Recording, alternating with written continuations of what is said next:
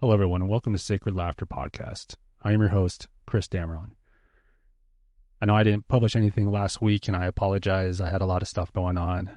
But for this week, I'm going to kind of wrap up a few things that happened last week. So, when I should say, when now since my transition is in full effect, I was preparing for, and I took a test for the next, adventure or the next chapter of my life.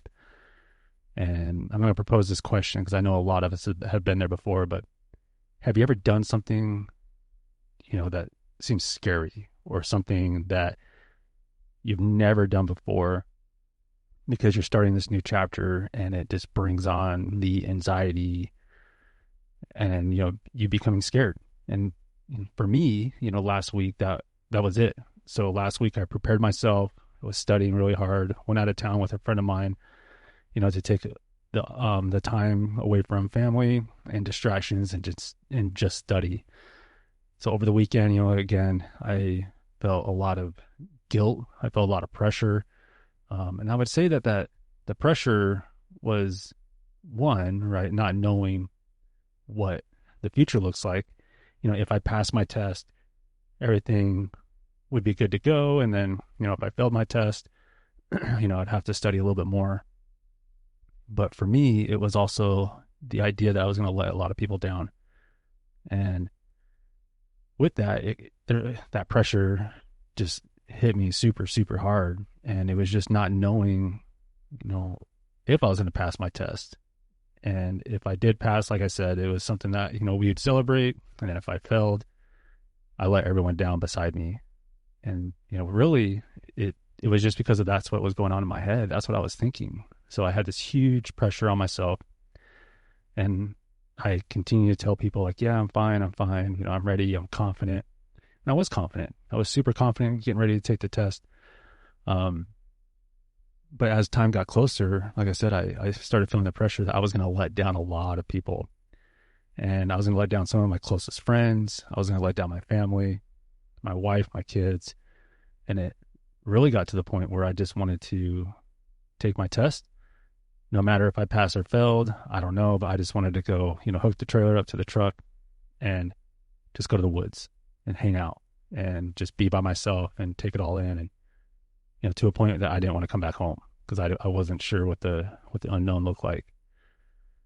But, talking with some friends and also talking with my family, I was putting that pressure on me. I was telling myself these things. And one of my good friends, one of my mentors said, no, man, like there's no pressure. If you pass, you pass. If you fail, you fail. Just we'll still love you. We'll still, accept everything no matter what. It's the journey of life that we go through. And it really clicked to me that, if you've been doing something for so long and it's the norm, right? And then now you're taking a step out of that and it's the unknown, you have the anxiety. You're unsure if what you're doing is right, even though there's that potential motive that God put you in the position to start this next chapter. But again, that self-guilt and self-denial goes in. And really what did it for me was just looking at it and understanding, okay, I studied the material. I took all the prereqs, did everything, and I did really, really well. And then, talking with other people that are potentially or that are in the career field that I want to get myself into, and having, asking them questions. What is the test like? Do you guys know? They're saying that, it is hard, but as long as you study, you should be able to pass. And that's the word should, right? But not a lot of people pass the test, which I was going to take the first time. So it takes second or three times. And there was a gentleman there that was on his fourth time, and I applaud him for that. So it was the idea that I even signed up to take this test that reconfirmed or reaffirmed my mental state as, I already took the challenge to take this test because I signed up for it. And the day came for me to take it. So, here I am early in the morning, I had a hard time sleeping. And every time my brain would go into this self-denial, I would just find myself, singing hymn songs or giving praise to Jesus or something to kind of get me out of it. So Monday morning came, I woke up, got ready, felt really confident, drove to the place where the test was being proctored, felt super ready, felt really good, being very humbled, filled with despair. Everything's great. And then I look at the first question and the first question, I was like, man, I do not know. But again, I at least signed up to take the test and do the exam, and I was just going to give it to, the best of my ability. And, I took the test. I got my outcome. It's not what we wanted, which is fine. But now I know, what the tests look like. I know how they ask the questions. I know what the answer, potentially what the answers are going to look like. So now I feel really confident going into my next retest. And I know a lot of people have been there. As I said, how many of you guys have been scared? How many of you guys have been in a place where the unknown is the unknown and we're not really sure how that's going to look? And I felt that for the first time in many, many years, because I was in a career field for 20 plus years, and it was, not saying it was easy, but you get to a point where you just show up and you do the things you need to, and then you go home. So having the idea that what I was going to get myself into was scary, was that unknown. But kind of the direction I want to go with this is that in many cases, life is unknown, and we're not sure what we're currently doing now in the state of our job that we currently have, or in the market or positions that we have, is what's going to be what's next, right? Or you're going to stay in the position you're at. And venturing out and changing your job or changing a directional path is scary. And like I said, I have felt that, and I've talked to friends, I've talked to family members who have taken that opportunity to seek new jobs and seek new career paths, and it's scary. Like I said, it is super scary, and I feel like I'm just going in this big old circle because of the unknown, right?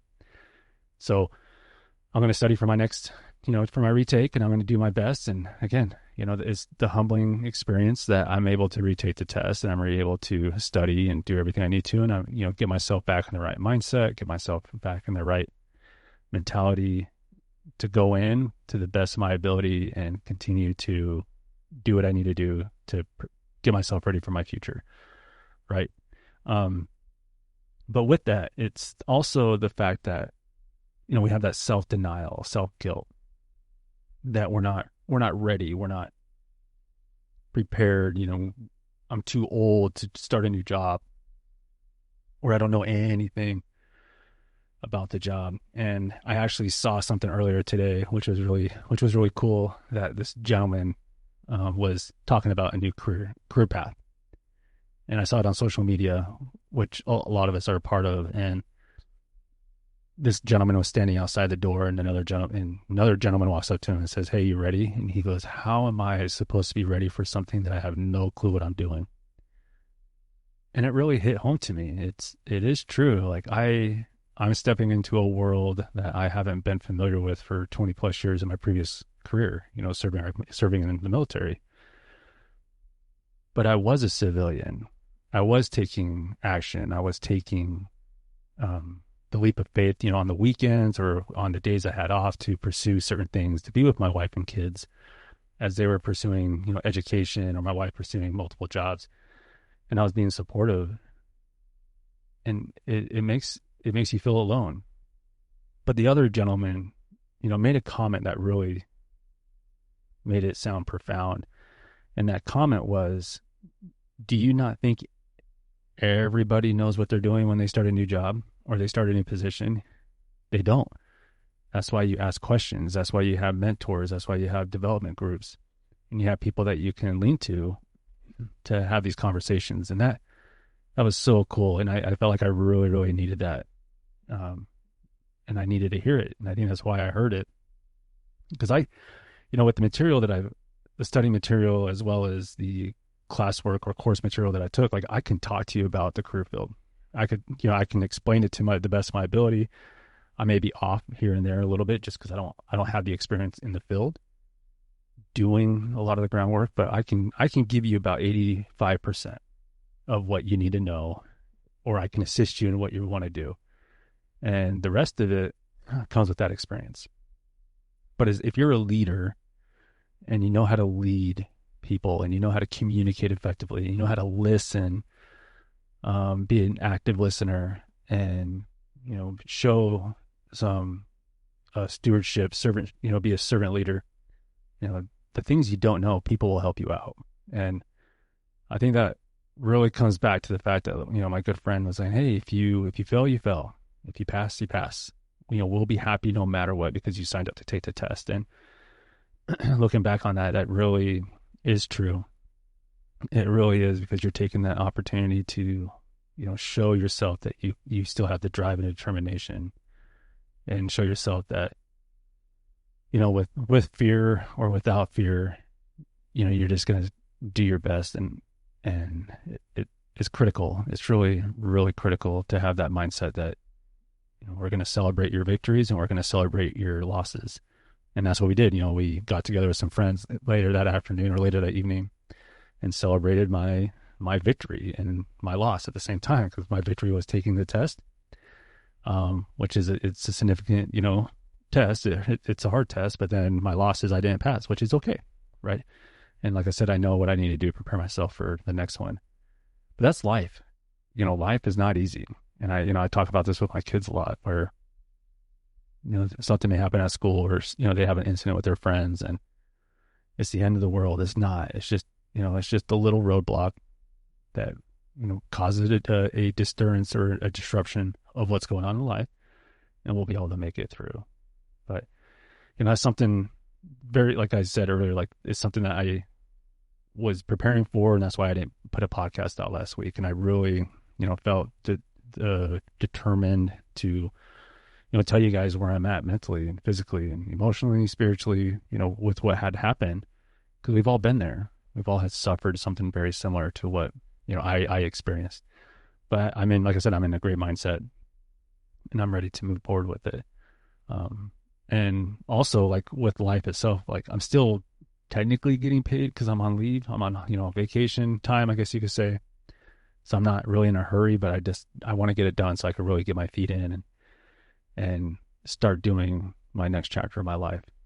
But, there's other things that have come up, that I would love to talk about too, so anxiety, right? So I know I said something, I had a podcast earlier about anxiety, and, my anxiety, regarding this got to a point where it was overpowering my daily activities. It was overpowering a lot of my free will, because I was so stressed out and I was so worried, about the unknown of, if I pass or fail or whatever, right?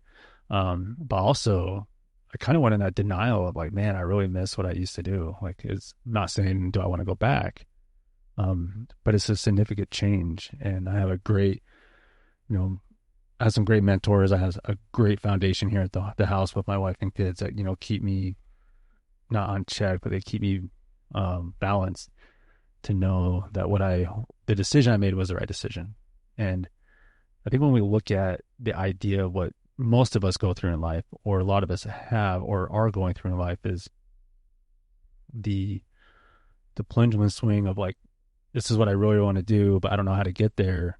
Or, hey, I'm super comfortable in this position, I don't want to leave it. And then there's a distraction, or there's a disturbance that causes us to realize that we may have to change or seek change, and or look for a new job or a new career path. And the anxiety that comes with that is hard, because it's a very tough world out there. It's a very unique world in the position we're at in today's society, to really find a place where you fit in, and really find a place where, you're adaptive to what's going on. And there was a gentleman I met recently, through my good friend, who was also retired military, and he said something that I thought was very, very interesting, as in, hey, how well do you want to keep your foot in the door? And I didn't know what that meant. I was like, what do you mean? Like, what do you mean, like, keep my foot in the door? And he goes, well, are you going to surround yourself with people that are civilians in potentially the field you want to go into, or even outside the field you want to go into, and then you don't worry about what's the military life and all that stuff? Or are you going to keep your foot in the door and continue to have conversation or get pulled into these groups, where you just reminisce on the old days? And I had to I really thought about that. And don't get me wrong, like, having old friends or old soldiers still reach out to me and want to talk about, military and everything else. I really love and I really appreciate because it allows me to mentor them. But it also really told me that, the military is going to change with me not in it. And I'm not going to know what's going on.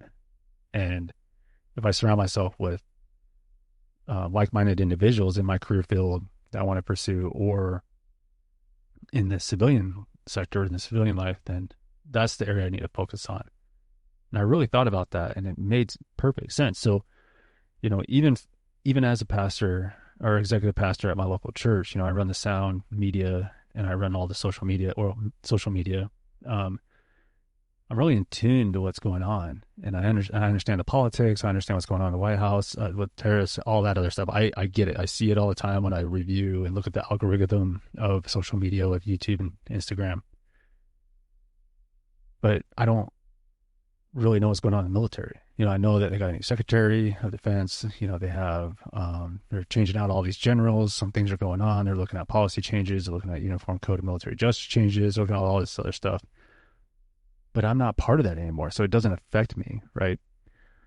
So with social media, I'm still able to see it, and I'm still able to comprehend what's going on. And I can look at my time of service, and even the 20 plus years I was in, I saw change.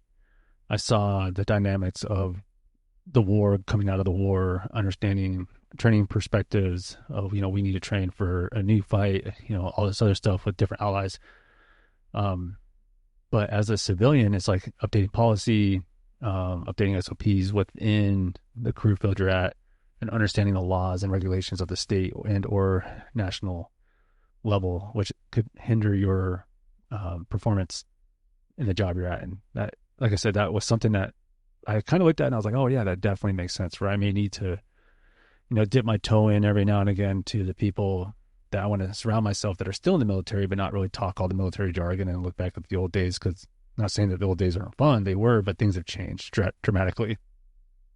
But really keep my focus on the civilian side, what friends I have or what colleagues I have or business clients or whatever, where I could support them through any type of thing they're going through.